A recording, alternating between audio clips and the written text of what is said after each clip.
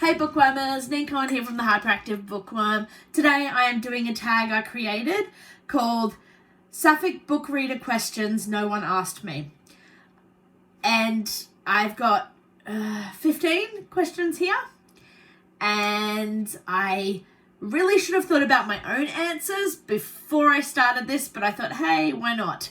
So I actually created this for Pride Month. Alright, so I've got 15 questions and we'll go. Okay, question 1. What is your definition of a sapphic book?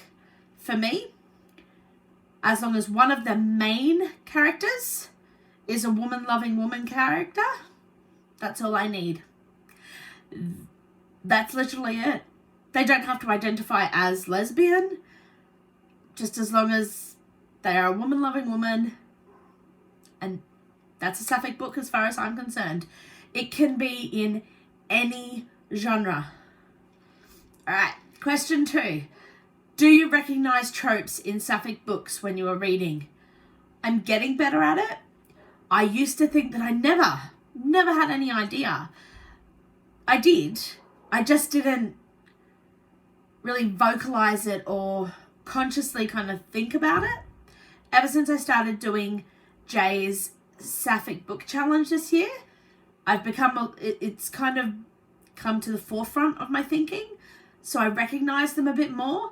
I still get mixed up a little bit sometimes about what's a trope and what is just a theme, whether they're the same, that kind of thing. If you have any ideas or opinions, hey, by all means, let me know. But I'm just going with the tropes that I kind of feel are tropes. Okay, question number 3 is my favorite sapphic trope. My favorite sapphic trope is Ice Queen. I love a good Ice Queen.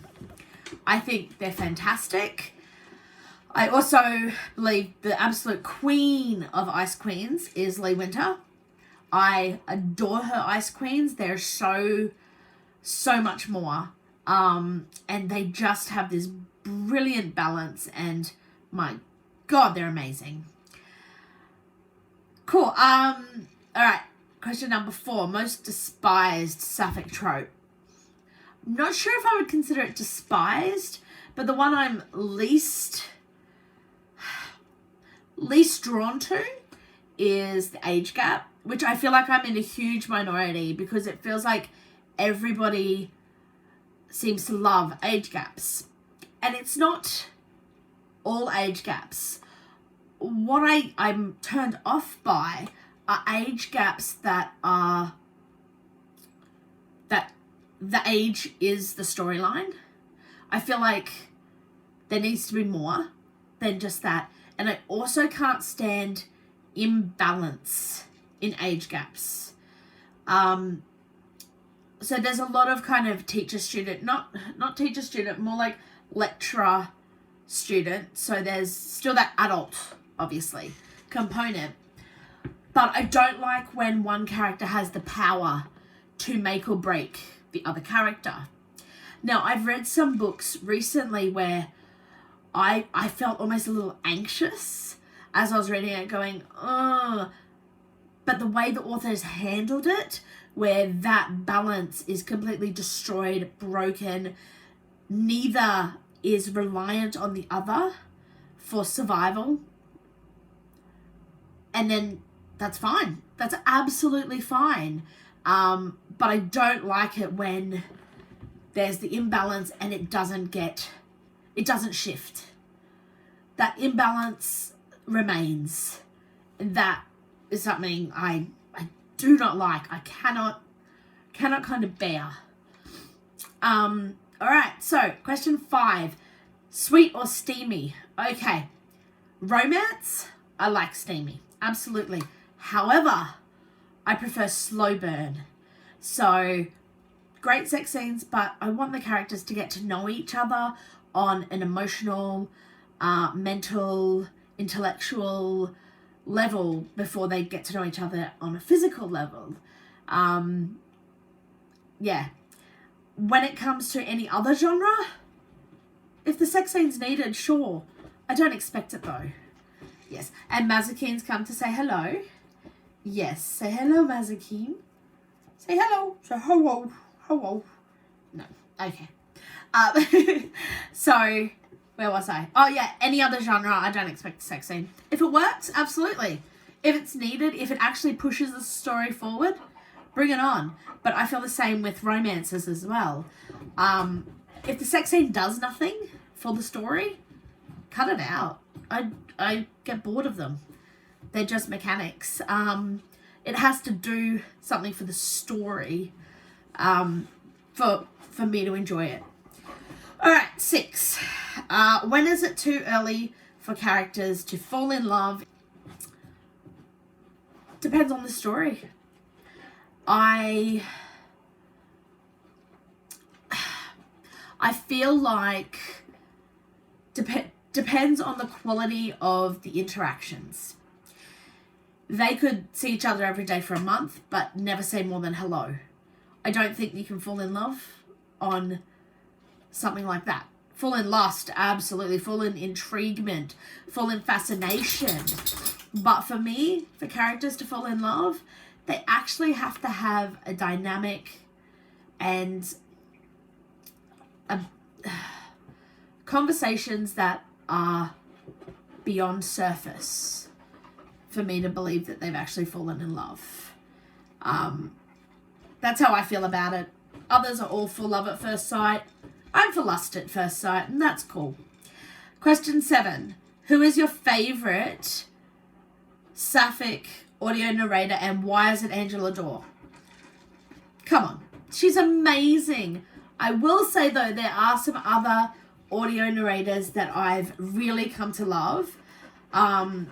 So perhaps I should edit that question to say, why is it Angela Dorr and Abby Craden?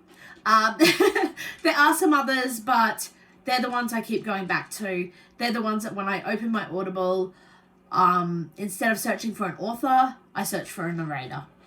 And they're the ones I search for to find my next read, basically.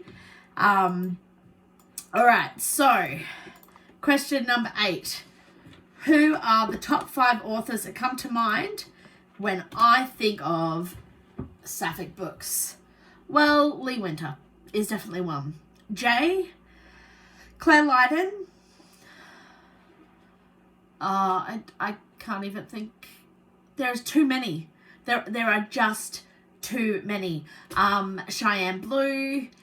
And let's think, number 5. Let's go Fiona Zed. So they're top 5 that come to my mind straight off, that I absolutely love and adore. But honestly, this year I have discovered so many new authors, and there are so many more that are now on my list waiting to be read, and I'm so excited by it.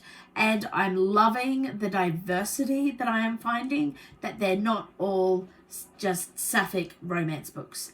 Totally a place for sapphic romance, but being a spec fic writer and reader myself, I'm loving discovering sapphic speculative fiction. It's like the most amazing thing that's happened for me this year. All right. And that goes into question number 9. Favorite sapphic genre other than romance? It's spec fic.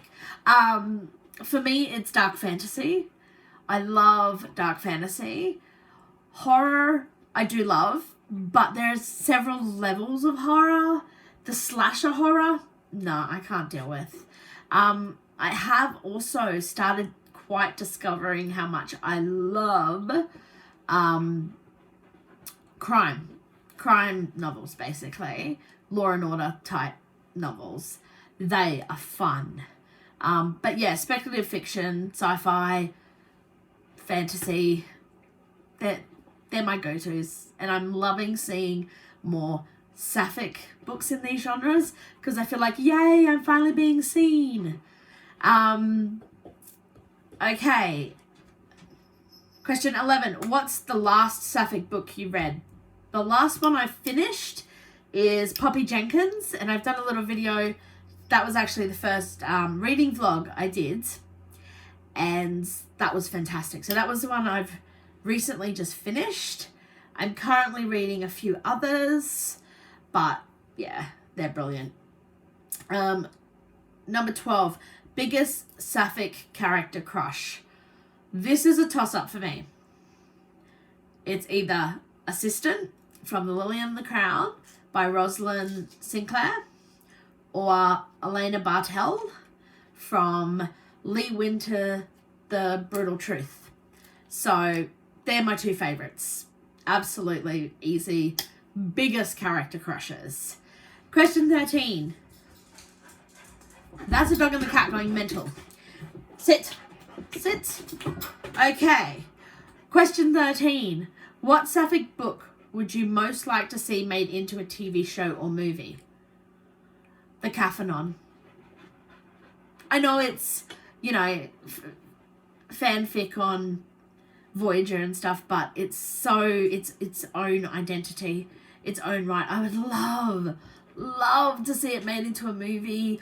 I'm currently working through the series, so maybe a TV show, work through all of them, but it's just been an addiction to me. I'm actually getting through them really slowly, more so because I want to savor them, which is crazy because I want to know them, I want to read it, but I want to savor them. Okay, let's see, question 14. What sapphic treasure are you currently reading? Okay, I am currently reading G. Benson's Thing About Tilly. It's amazing. I'm not very far in, granted, at the moment, but it has this beautiful wanderlust, and the rush of it, the speed of it, the pace of it is just, it just encompasses this wanderlust for me already so far, and I can't wait to see what happens. Question 15, share the love. Who do you tag? So I tag Beth at 55 Half-Read Books, and anyone else who wants to do it. I would love to see other people answer these questions about sapphic books, especially for Pride Month. It's fantastic. And there we go. Happy Pride, y'all.